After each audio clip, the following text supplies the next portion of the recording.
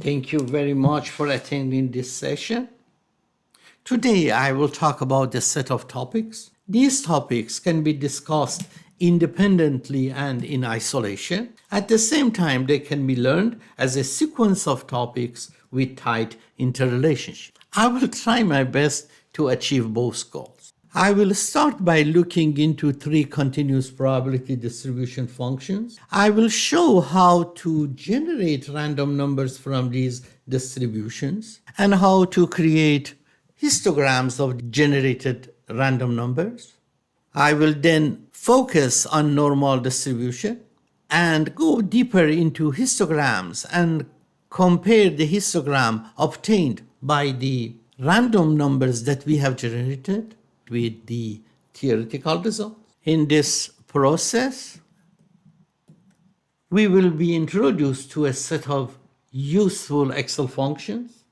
We continue our journey to the news vendor problem to identify the optimal solution as a trade-off between overage cost and underage cost. We will discuss retailers' profit, suppliers' profit, and the total supply chain profit. We will provide quantitative pictures of the value of information and value of collaboration in maximize the total profit in the supply chain. We have discrete probability distributions and we have continuous probability distributions. In discrete probability distributions, we count. In continuous probability distributions, we measure. In discrete probability distributions, we can say our random variable x is equal to a specific value. In continuous distributions, we can't.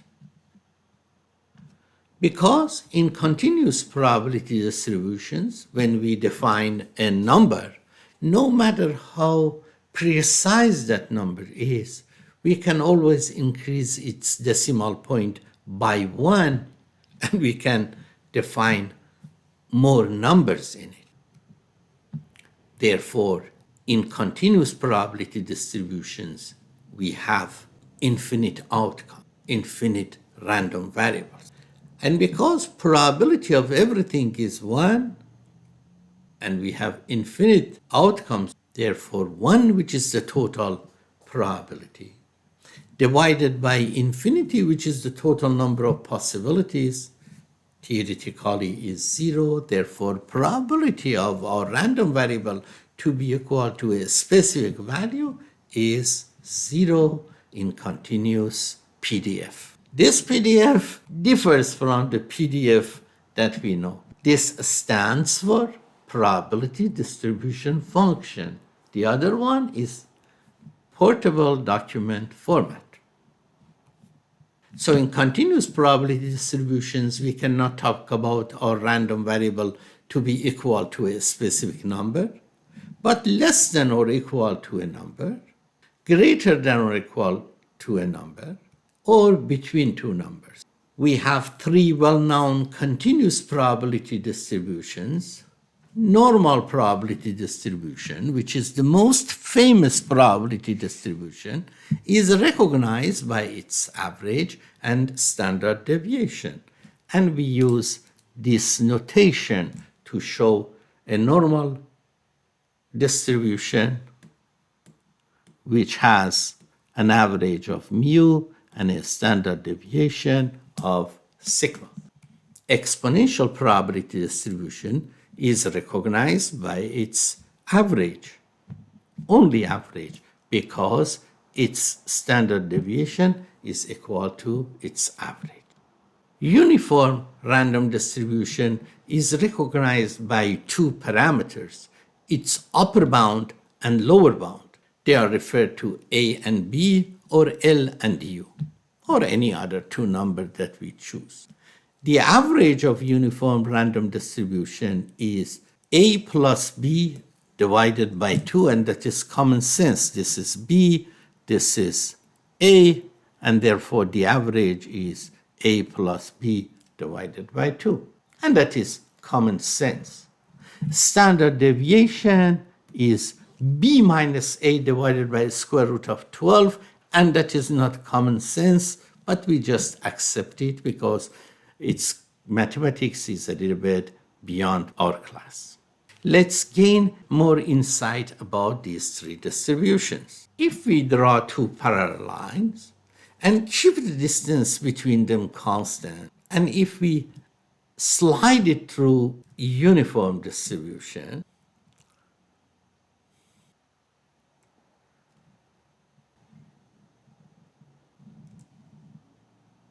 we realize that the area it covers throughout the distribution, no matter where it is, that area remains constant. This is not the case for normal distribution. If we slide these two fixed distance parallel lines, when they get closer to average, the area gets larger. Closer to average, area larger. Farther from average, the area that it covers gets smaller. If we repeat the same experiment on exponential distribution, the area that it covers is larger for small values and smaller for larger values. So what we observe is something like this.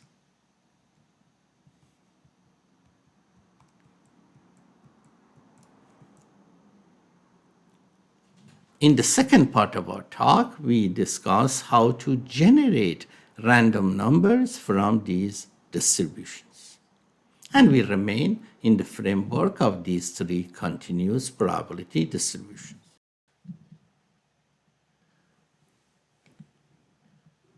In this second part of our talk, we show how to generate random variables from these specific continuous probability distribution functions. In these distributions, if you have a specific x, specific value, the probability of our random variable to be less than or equal to this value is the area to the left of x, the red area. Probability of x being less than or equal to a specific value defined here and here and here. Probability of our random variable being less than or equal to x. Same thing, same thing, same thing. The probability is defined by the red area, which is between 0 and 1. Every computer has a uniform random number generator.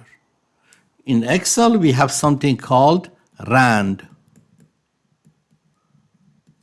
If you enter equal to rand in a cell, a number between 0 and 1 is generated. So I can define a random number.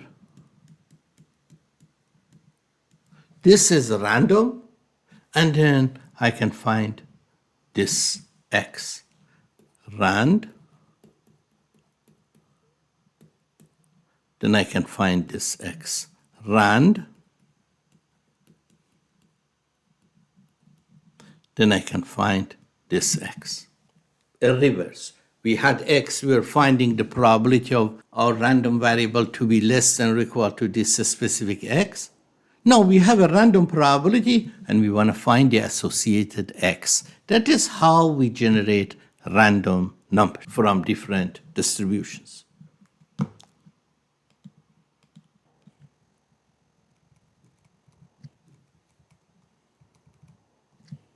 Uniform probability distribution.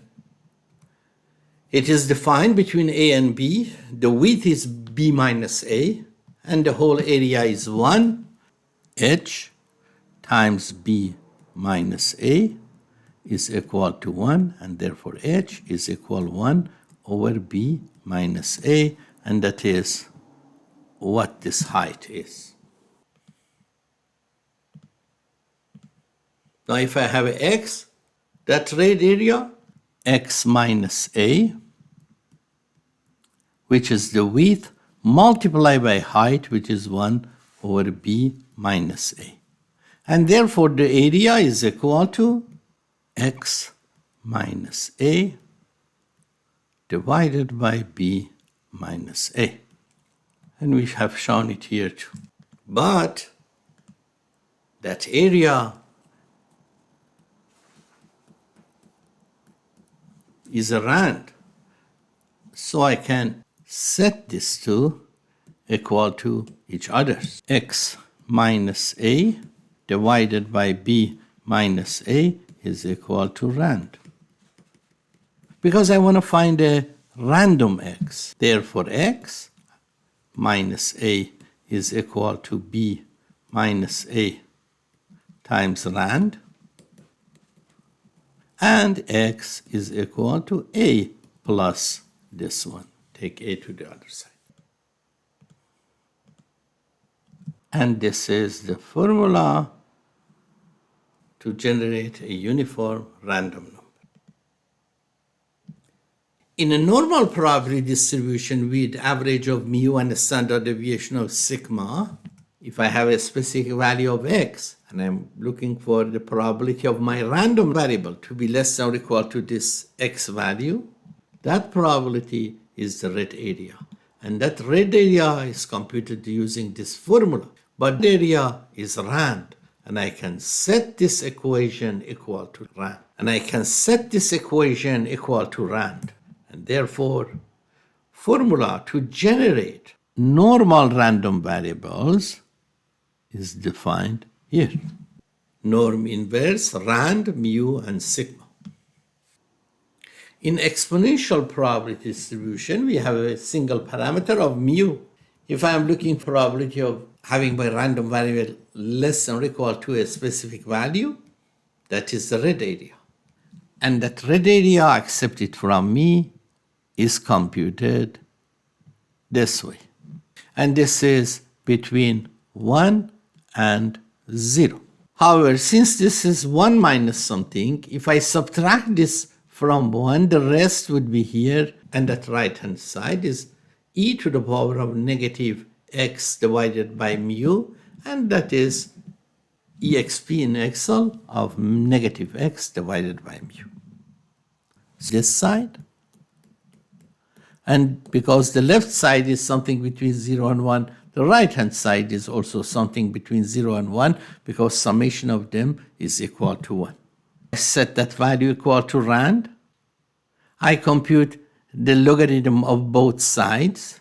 Logarithm of e is equal to 1, and therefore negative x divided by mu is equal to logarithm of rand, and that is how we generate a random number from exponential distribution. X equal to negative mu, which is the average, logarithm ln of rand. Let me right click on this, open the worksheet. This is how I generate a random number from normal distribution. Norm inverse, rand, comma, average, which is here 20, and lock it because you want to copy it down. Standard deviation 5, and lock it, enter, and copy it down. These are normal random variables from a normal distribution with mean of 20 and standard deviation of 5. For uniform, equal to the lower bound, which is 15, and lock it, plus the upper bound minus the lower bound, and lock both of them,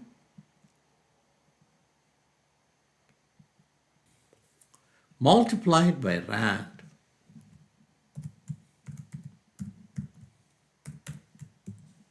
And then copy it down,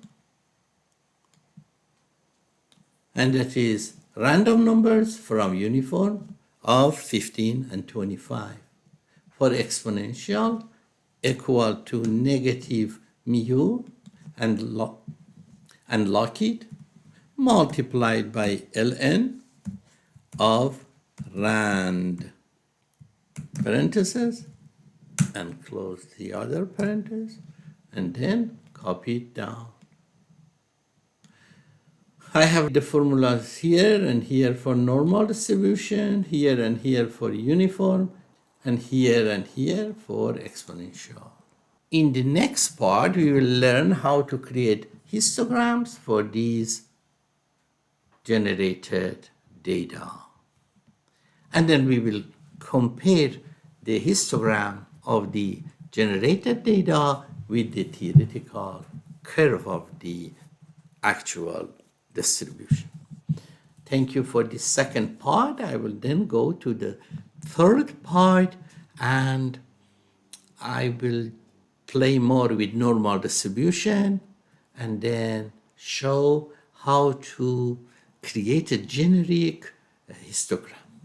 Thank you for your attention. We are done with part 2. Welcome.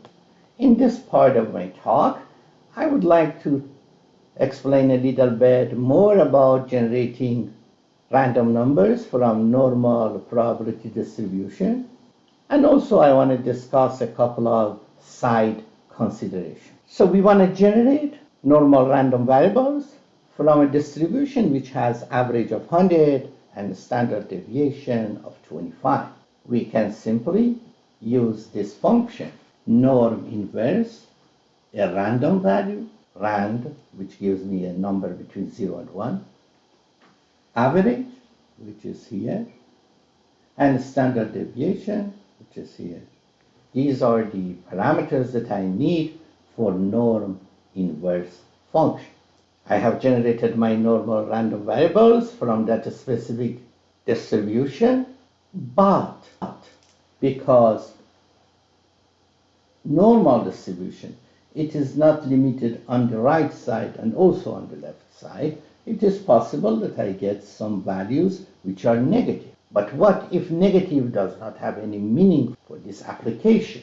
What if this is demand? We cannot have negative demand. What if this is a time? We cannot have a negative time, at least at current level of our knowledge.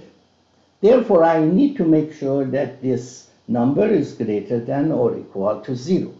I can write a if function here such that if this value is less than 0, replace it by 0. Logically, that is correct, but as long as we want to practice Excel functions, Excel capabilities, we have a better choice. Instead of writing this, I will write, that is what I have, maximum of that number and 0. Now, if that number is positive, we will write the positive one. But if it is negative, we will write 0.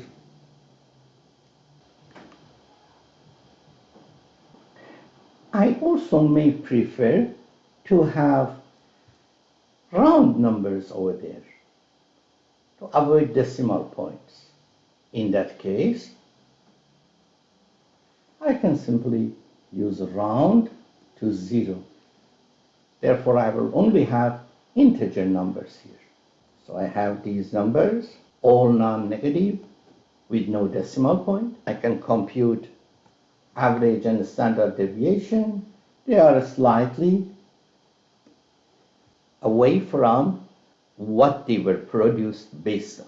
And that is because mainly I have only 1,000 random numbers. If I generate more, 10,000, 100,000, 1 million, these numbers will get much closer to these numbers, but they are close enough, 99.5 compared to 100 and 25.36 compared to 25. So I have generated random numbers from a specific normal distribution, and I can use it to gain some insights about situation. But before doing that, let's practice one of the dynamic array capabilities of Excel. I can go to this cell and I can type sort this column. If I type sort this column, it will be sorted over there. So this is my normal random variables, which are sorted. If I change this column will be automatically sorted. That is one benefit compared to that sort utility you use. Furthermore, that sort utility cannot sort random numbers. If you apply the sort utility which is in Excel bar, you cannot sort random numbers. But this function allows us to do that. But the function works only in the first cell. If you want to make changes, if you want to replace it with another function, if you go here or here or here, it doesn't work. You need to go over there and make any changes you want. Now I want to know what percentage of my random numbers are less than or equal to this. What percentage are less than or equal to this? What percentage are less than or equal to this? I write this function, rows A2 to A2, and then when I copy it down here, for example here, it will be A2 to A4. Here, it will be A2 to A6. That is the number of rows, which will be 1, 2, 3, 4, 5, 6. And this is count the numbers that I have generated. And that is 1,000 here, but I could have any other thing. And that will give me probability. Now I am in a good position. To generate a cumulative probability distribution function where I sort these numbers against these numbers. And that is cumulative probability distribution of the numbers that I have generated. My x's go from 50 to 200, and these are probability of my random number being less than or equal to this value. Let me quickly go through the Excel sheet. I come here, right click, open the file. Equal to norm inverse. My probability is a random number, rand, comma. This is my average, and lock it because you want to copy it down. This is my standard deviation, and lock it because you want to copy it down, and that's it. Now if I generate these numbers,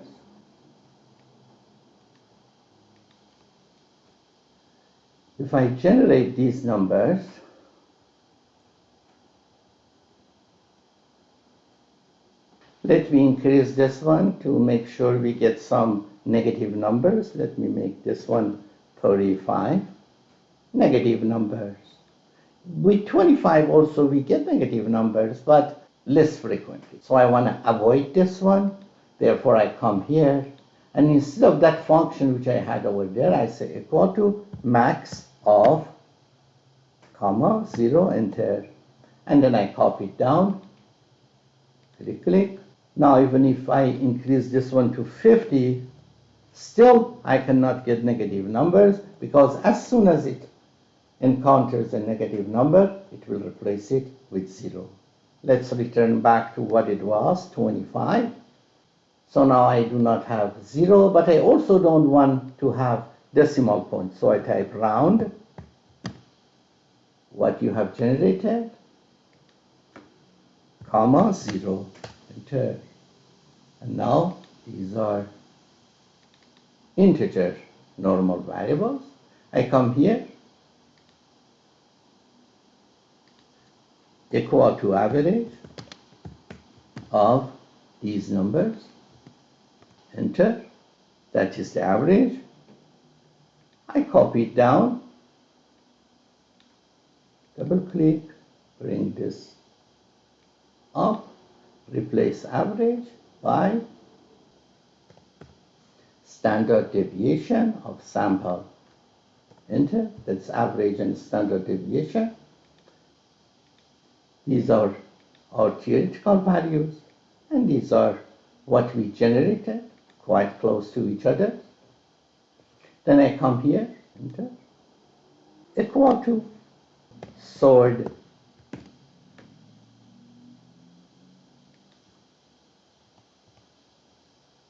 Control Shift down, enter. The column is sorted, and no matter how those numbers are changed, that column is always sorted. You cannot do that using this data sort function. on random variables. And even if you were able to do it, each time these numbers are changing, you should have sorted it again, while here we always have them sorted. If you want to delete that function, you cannot do here because it's grayed out. You must go over there. Then to compute probabilities, here equal to rows from this point to itself. And then I lock the first two, and then click 1, 2, 3, 4, 5, 6. Then I come here, divided by count these numbers, Control Shift down, enter. And now I have probabilities, 1%, 2%, 3%, because I have 1,000 numbers.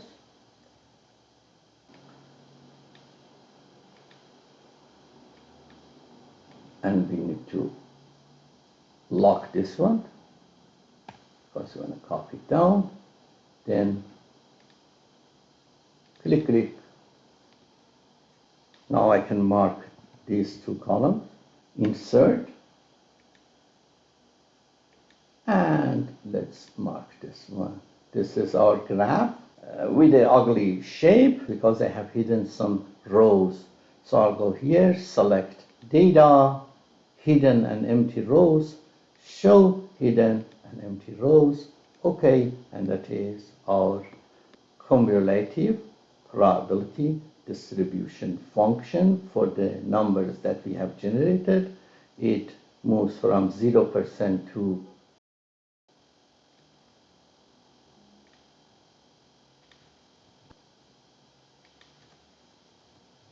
100%, and from something below 50 to something between 150 and 200. Thank you very much for attending this part of my lecture. In the next part, I will talk about how to create a histogram for this distribution. See you in the next part. Welcome to this part of my talk. Now I'm going to explain how to create a histogram and a probability distribution function for the data that we have generated and compare it with the theoretical value. We can do it for the data that we have generated, or we can do it for any other set of data. I have my data here that was created from this average and standard deviation. It comes from a normal distribution. I use the function that I explained before to generate this data. And this is the average and the standard deviation of the data that I have generated, which is quite close to the average and standard deviation of the data that I intended to generate. I have found the minimum and maximum of this data, and this is because I want to have more control on the histogram that I generate, and I explain. The difference between average, the difference between minimum and maximum is my range. When we have a range, there is a formula to see. When you compute the range, there is a formula to see what number of categories is appropriate for that range. 2 to the power of k, which is the number of categories, should be greater than or equal to range. If I compute the logarithm of both sides, k ln of 2 should be greater than or equal to ln of range. Here it is range, not rand. Therefore, k should be greater than or equal to ln of range divided by ln of 2. And if I compute it for the data that I have, it is 8. But I prefer to have a larger number of categories, therefore arbitrarily I choose 30. I want my histogram to have 30 categories. And I want the lengths of the categories, the interval lengths, to be nice numbers, not a number with several decimal points. So if I divide the range by the number of categories that I have chosen, I get 5.566667. I don't like that. I want to round this to 0, have a number with no decimal. Sometimes when I divide the range by the number of categories, I may get 16.78. In this situation, I may round it to 0 and get, or I may round it to -1 and get 20. Generate different random numbers and round them to -1, -2, -3 to see what will happen. But when I have 16.78, if you round it to 0, this will go out. If you round it to -1, this one also will be replaced by 0. And if it is, for example, 16, it will become 20. If it is 14, it will become 10. If you have a number 127 and want to round it to -2, it will become 100. If it is 168, when you round it to -2, it will become 200. So you can have also control to make this one 0 or both point numbers equal to 0. In this case, because I only have one number before decimal point, I simply round it or I integer it. Integer, always round it down. Round, may round it down or round it up. I also want my minimum to become an integer multiplier of interval. So I divide 10 by 6, and that will become 1.667. And I want to round this down. When I integer it, it becomes 1. So I put int in front of it, it will become 1. Then I multiply it back by this 6, multiplied by 1 is equal to 6. I also want to have my max, an integer multiplier of my interval. 177 divided by 6, I round it up. And 0. And then when I round it up, then again multiplied by my interval, and I will get something which is a multiplier of 6. So that is how we try to create a histogram with some nice numbers. Now I have my adjusted minimum. I place it over there. Then I take the minimum and I add this interval to it, and it will become 12. Then I set this one equal to this one, and I copy this one. Therefore, these numbers will appear. That was my minimum. Then I add the interval to it. I will get the upper bound. And then I set this one to the previous one. And then I copy this down. Because later on in my graph, I want to write 6 to 12, 12 to 18. This is how we do it. 6 and this one and 12. Just formatting. And then I compute the mid of these 2 points, which is here. I may later need it. And then I write a countif to count numbers here, which are less than or equal to this, then less than or equal to this, then less than or equal to this. And I see here, I have covered all my 1,000 numbers. So this gives me cumulative of numbers. Now I set this one equal to this one, but for this one, because I want to compute the numbers in each category, I subtract this one from this one. For this one minus this one. Here, this one minus this one. And that is the equation. Look here, I have written the cells and the equation in each of those cells. Now I have all the counts in these intervals. And therefore, I can create a histogram. In the histogram that you create, you will click on this graph. You select the data to replace what is in the horizontal axis with what you have created here. Now we want to compare this graph with the theoretical graph. First, I like to change these numbers into percentages. What I should do, I should divide each one by this, by the summation. And then I get these numbers, but I should do one other thing.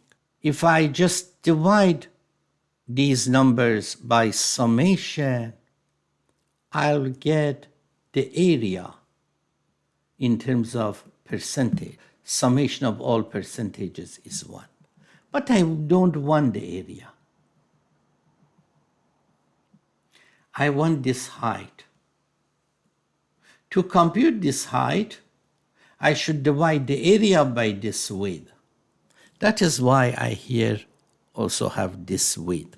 But because width are equal for all of them, the graph that I create for height and the graph that I have created for area looks similar. So here I have taken each number and I have divided it by the total of numbers. And at the same time, I have divided it by interval width. And I have got these numbers. But to compare the theoretical values, I have just used normal function norm dist, and instead of 1 at the end, I have put 0, because I said when we put 0, it will give us height. When we put 1, it will give us probability. And here we want height because we want to draw the graph. And that is how I have computed this column. And then if I graph these columns together, the red one is the theoretical graph, and the green one is the graph that I have created based on the numbers that I have generated. So this is a quick talk about how to create a neat histogram and a neat probability distribution function. Thank you very much for attending this session. In the next talk, I will use this generated data to talk about fill rate, service level, lost sales, and overstock, and set the stage for the news vendor problem, for retailer profit in supply chain, supplier profit in supply chain, value of information, and value of collaboration. See you in the next talk. Thank you very much for attending this session. Today we will talk about sales, lost sales, overstock, service level, and fill rate to set the stage for the news vendor problem. So we have our demand here. We created it based on an average of 100 and a standard deviation of 25.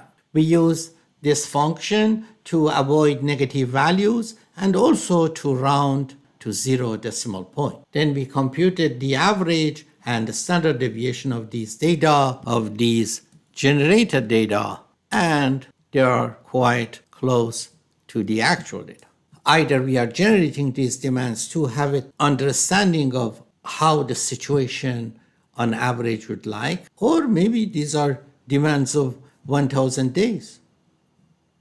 In general, in simulation, we generate a large number of random variables and then analyze them. Suppose we have a specific inventory at the end of each day, and this is demand of each day, demand of each day. Sometimes demand is more than inventory. Sometimes demand is less than inventory, more than inventory, less than inventory, more than inventory, less than inventory. We want to know We apply a neat function here. If the demand is greater than what we have, we record it. That is our lost sales. If the demand is greater than inventory. But if the demand is less than inventory, we have no lost sales. And by this analysis, we want to know on average over all these periods how much lost sales we will have. Once again, if demand is greater than inventory, we record it. If it is less than inventory, we just write 0. 0 here and the gap over there. But as we stated earlier, we really don't need that if function. Now we feel better in Excel. Instead of writing that if this is positive, write it, and if it is not, put 0, I just write this function. Max of 0 and this. So if it is negative, it will write 0. If it is positive, it will write it. Here, the difference between this number and this number is negative. We put nothing. But the difference between this number and that number is positive, and we write 18. So instead of this if function, we use this function and compute lost sales for 1,000 periods. Then we average lost sales and put it here. So if I have 100 units of inventory and this demand, I will have around 10 units lost sales. And if I subtract it from average demand, I will get my sales. Because on average, I can only sell average demand. I cannot do more than that. On average, I can sell average demand. So this is average demand, which in the best case, with 100% correct information, I can sell that much for these. And in the theoretical situation, I can sell 100. And out of that, I have not sold this much. Therefore, what I sell is this much. The average is lost sales. If I subtract it from average demand, is sales. Sales plus lost sales is average demand. This is my sales. If I subtract it from my average inventory, if I subtract average sales from inventory, I will get average overstock. So we were able, by computing lost sales for each period, compute average lost sales. By subtract it from average demand, we will get average sales. By subtracting average sales from inventory, we get overstock. What is fill rate? Fill rate is what demand was and what percentage of it was satisfied. Fill rate is average sales divided by average demand, that is fill rate. And the equation is also here. Average sales, average demand, when we divide it by each other's fill rate. What is service level? Service level is the number of times to satisfy the demand fully divided by the total number of observations. We need a count if function first. If this is 0, that means we were not short. So the demand was fully satisfied. We count those zeros and we divide it by total counts, and that is service level. Thank you very much for attending this session. In the next session, we go a little bit more into these concepts and we prepare the stage better for the news vendor problem. See you in the next lecture. Let's practice a little bit more to gain more insight into this problem. Suppose our sales price is $120 and our purchase price, our cost, is $40 per unit of product. Then we define underage cost, CU, underage cost. That is the cost if demand is there, but we don't have the product. Demand is there, but supply is not there. Because we could have sold the product for $120 while we have purchased the product for $40, we lose $80. Indeed, we lose the opportunity of gaining $80, and that is CU. At the same time, we purchase the product for $40, but if we do not sell it, we can return it to the manufacturer, or we can sell it in a different market for $20. Our overage cost is $20. Overage cost, CO, is if we do have the product, but demand is not there. Demand is not there, but we do have the product. In that case, we have purchased a product for $40. We will get $20 for it, and our overage cost is $20. Underage cost was $120 minus $40 equal to $80. Underage cost, overage cost. Lost sales, as we computed in the previous computations, and it was the average of these numbers, average of understock, and it is 9.69. We could have sold this much product, but we have not. Therefore, for each unit, we have lost $80, or we have not gained $80. 9.69 lost sales times underage cost will be this total cost, total underage cost. Overstock, 10.19, should be multiplied by overage cost to form the total overage cost. So we have underage cost against overage cost. 10 point something multiplied by 20, that would be our total overage cost. And total overage cost and underage cost is close to $1,000, $979. Okay, now we are in a position that we can create a data table. Data table for what we have. So here we will have different inventory values, and over there the table will compute for us the total underage plus overage cost, and then we can compute the minimum of this table and put it over there.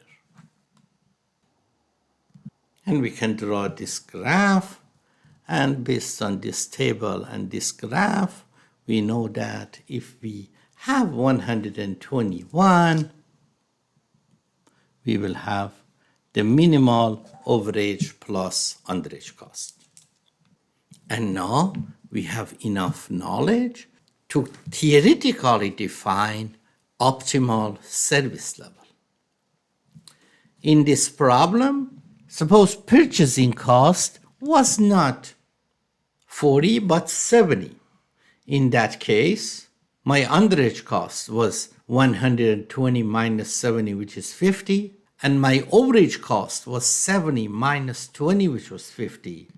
Therefore, a force of 50 pushed me to have more inventory, and a force of 50 pushed me to have less inventory, and they are equal. Therefore, they keep me on the average, and they say the service level you want is underage force divided by total force. Underage force, CU, divided by CU plus CO. CU50, CO50, optimal service level 50%. But here, C is not 70, it is 40. Therefore, if I compute CO 40 minus 20, 20. Therefore, a force of 80 pushes me to order more, to have more inventory.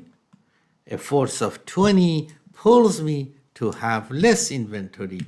The power of 80 is defined in terms of the power of 80 plus 20. So that is optimal service level equal to CU divided by CU plus CO, and that is 80%. 80%. So that probability is 80%. We can use norm inverse function to see how much inventory do we need. And that is it. Let's look more into these computations. Here I have price of the product. And if I multiply that price by the volume of sales, I get one part of the revenue, because revenue is what the retailer gets from customer and what gets back from manufacturer or supplier in the form of salvage value. So this is the real part of the revenue, price multiplied by sales. We also have $20 salvage value for each unit of overstock. And the total overstock is 22.9.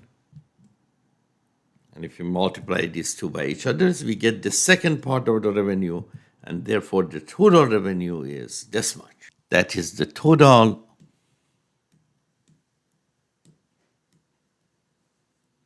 revenue. But the retailer also has cost, and the difference between these two, for cost, $40 purchase price. The total volume that we have ordered, 120, suppose. And therefore, retailer cost is this much. The difference between these two will provide us with the profit. But we also have a second way to compute profit. We know that underage cost is 80. That is our underage cost. 80. That is when we have the product and demand does not exist. But when the demand exists, we make that much profit. Therefore, we have had this much sale, we multiply it by 80. That is this part. However, we also return some products for which usually we have paid more than what we get. And that is our overage cost, CO, which in this case, as we computed, is $20. And we should take this $20 and multiply it by what? By our overstock. So a different way to compute retailer profit is CU multiplied by sales minus CO multiplied by overstock. And it is what we have had here. So we can compute retailer's profit in two different ways. Let's create a data table to see what order quantity maximizes the retailer's profit. Let's open this table.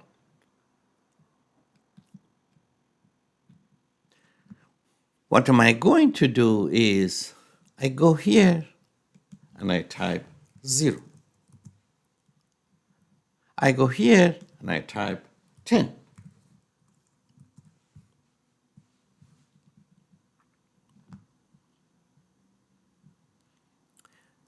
I come here, I type equal to 0,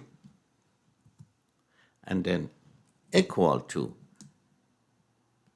the previous cell plus the increment that I have put over there, and I lock it and enter it. Then I copy it down. So I have from 0 to 230. This was equal to my total profit, retailer's total profit.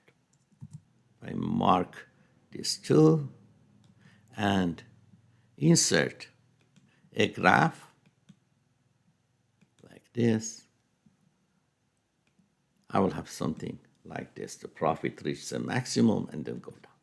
But maybe I need to capture a more detailed value, because here I have drawn the curve in intervals of 10 units. Maybe I need smaller units. Based on this curve, I know that the maximal will happen after 80. So I come here and I change this one to 80. And I change this one, for example, to 5. This is the curve I have. I may go a little bit further because I know it's after 100.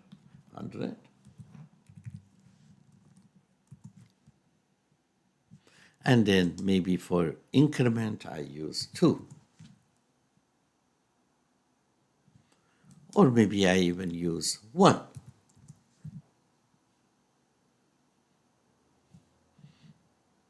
And maybe I go from 100 to 110, for example.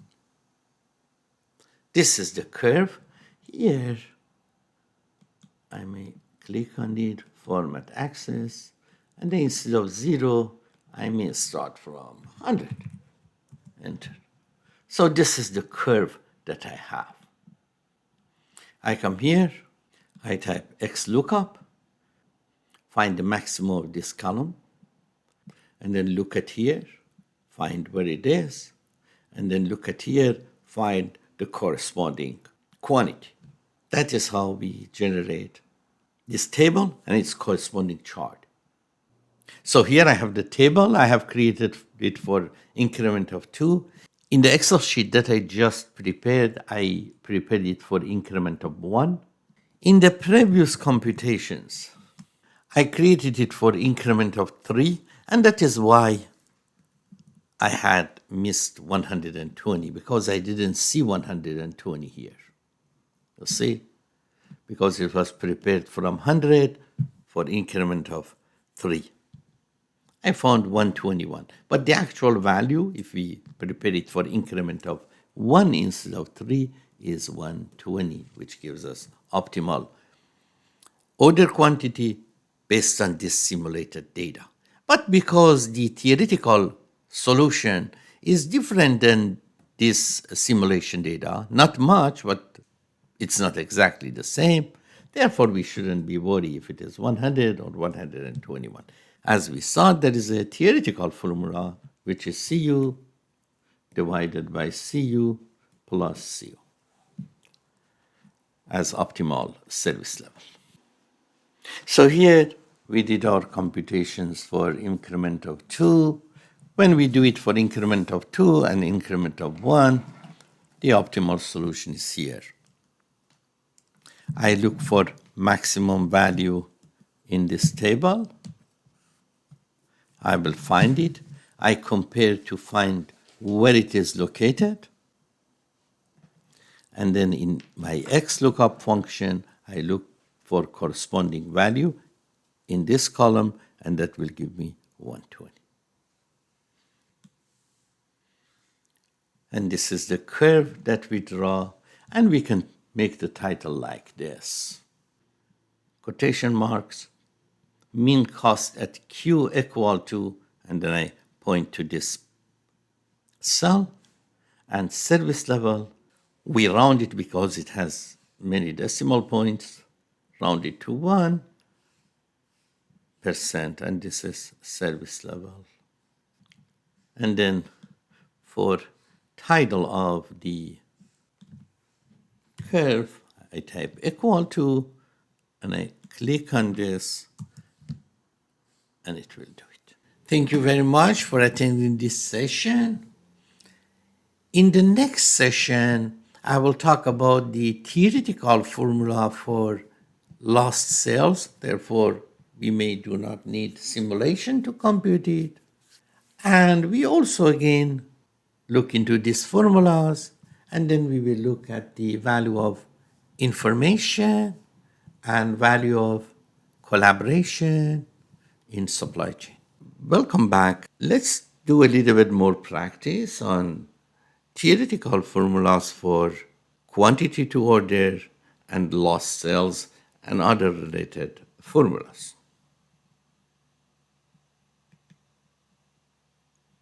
So here I have my indices computed. I have average and the standard deviation of demand. These are theoretical average and standard deviation. I have price of my product, purchasing cost of each unit of product, and salvage value of each unit of product. I also have the manufacturer's production cost. The manufacturer produce it for $10 and sell it to $40 and get it back for a salvage value of $20. Sales price of the product by the retailer is $120. So we can go ahead and we can compute underage cost.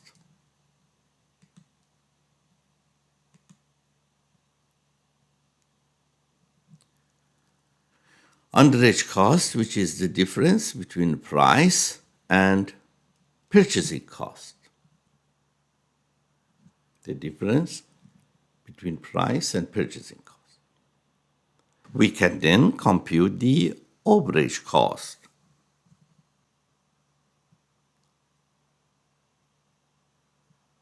Which is the difference between purchasing cost and salvage value. That is our cost if we have purchased the product but we don't sell it. Now we can compute analytical service level, which based on our previous computations is CU divided by summation of CU and CO.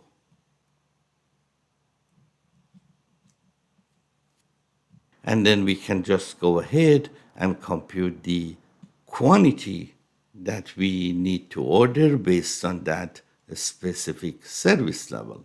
And that is the service level, which goes here, average, which comes here, standard deviation, which comes here, and I have rounded it up to 0 decimal point.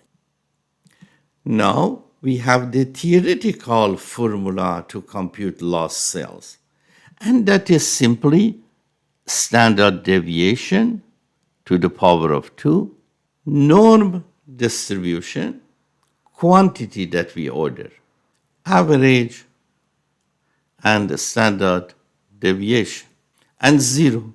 We said in this formula, if we put 0, it will give us height of the curve, height. If you put 1, it will give us probability to the left. So that is just a formula our mathematicians have provided to us. And then minus Q, which is here, mu, which is here. This is quantity that we order, and this is average demand, multiplied by 1 minus norm distribution of the same thing that we discussed here, 1 minus this, but instead of 0, we put 1. And you have access to this formula during the test. You just need to implement it in Excel. Formula we had, and then we implement that in Excel, which is simply again sigma to the power of 2 times norm distribution, quantity, average, standard deviation, and 0, Q minus mu, Q minus mu, quantity that we have ordered minus the average demand. And then 1 minus the same formula as we had here. Of course, without this sigma 2. And instead of 0, we have 1. What is sales? Sales is average demand minus lost sales. And then overstock, it is what we have ordered minus what we have sold. And that is overstock, what we have ordered minus what we have sold. And then fill rate, what is fill rate? Fill rate.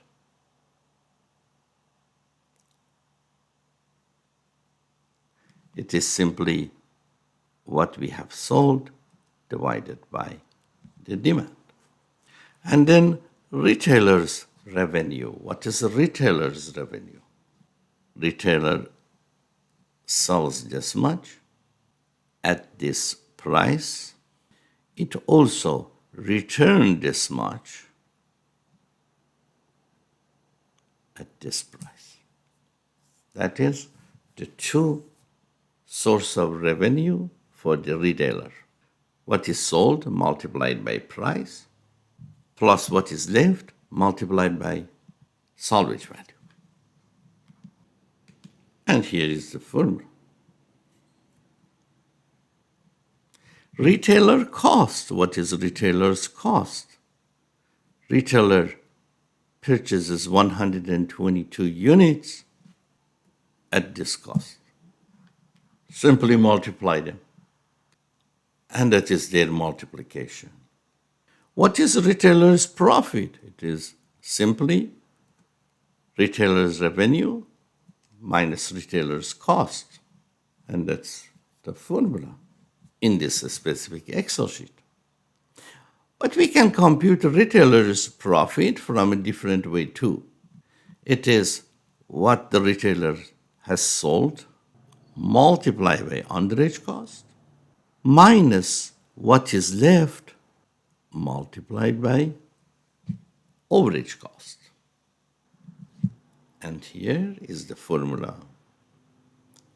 Sales multiplied by underage cost minus leftover multiplied by overage cost. What is supplier's revenue?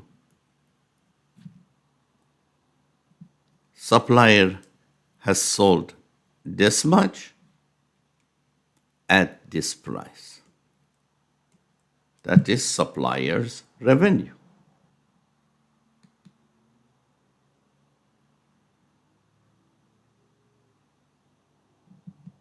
What is supplier's production cost?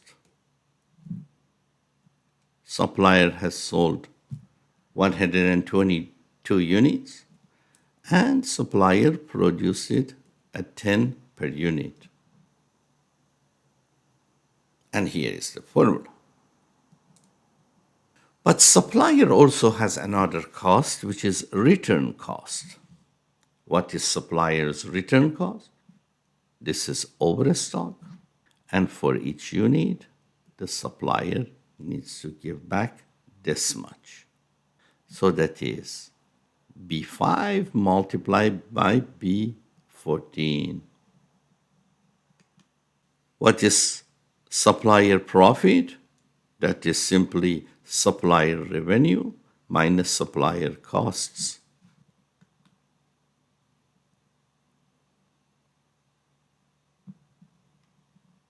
And the supply chain profit is summation of retailer profit and supplier profit. And thank you for attending this section.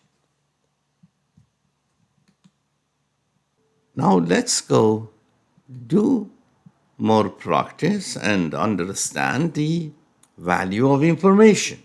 So we first compute mismatch cost. Mismatch cost is summation of lost sales and overstock.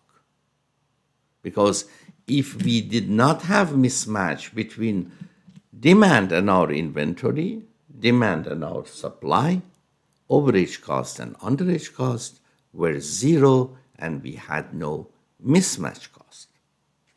We can refer to this cost also as value of information. If we had perfect information, 100% correct information about the nature of demand, about the distribution of demand, we had no mismatch cost, and therefore that is how much we are willing to pay for perfect information for a situation where we completely know the demand and we have no lost sales and no overstock.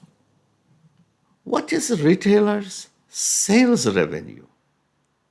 Retailer's sales revenue is what the retailer had sold at the sales price. What is retailer's return revenue? Retailer's return revenue is what he has returned, what the retailer has returned, multiplied by salvage value. What is retailer's cost? Retailer's cost is what the retailer has purchased at purchasing cost. So now if we take the revenue and subtract those two costs, we get retailer's profit. But as we said before, there is a second way to compute retailer's profit, and that is sales multiplied by underage cost minus returns multiplied by overage cost. And we see both are equal. What is the maximum profit the retailer can have? Maximum profit is when the retailer can sell the average demand. I mean, over a long run, retailer cannot do better than selling average demand. And when it sells average demand, it should be multiplied by underage cost, and it is 100 multiplied by 80. What is maximum revenue? Obviously, again, it is average demand. We cannot sell more than average demand in the long term. Sometimes demand is less than average, sometimes more than average. On average, we only sell average demand. And that should be multiplied by sales price. And that's it. Now let's divide the mismatch cost or value of information by profit and also divide it by revenue. Therefore, up to 8.8% of profit or 5.8% of revenue we are willing to spend to get perfect information. We never can get perfect information, but this is the maximum you can pay for improving your information. Supplier's revenue, simply multiplication of purchasing cost of retailer multiplied by the number of units the retailer will purchase. Supplier cost, production cost, that is what the supplier has sold multiplied by production cost, which is 10 here. Supplier's return cost. Return cost is leftover multiplied by salvage value. Supplier's profit is simply supplier's revenue minus supplier's cost, and supply chain profit is simply supplier's profit plus retailer's profit. In the next part, we will discuss if supplier and retailer can collaborate with each other to increase supply chain profit. In the next session, we will discuss if supplier and retailer can collaborate with each other in order to increase the supply chain profit. Value of collaboration.